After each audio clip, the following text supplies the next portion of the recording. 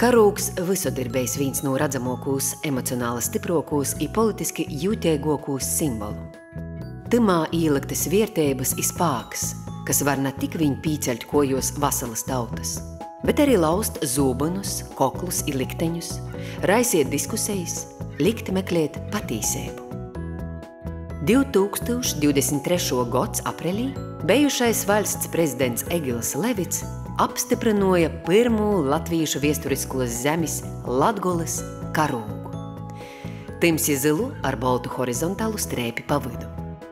Cīši ticams, ka itei eleganto 21. gadsimta latgalīšu pošapziņas pīderības i spāka zīme visiem latgalīšiem liks dazarunot.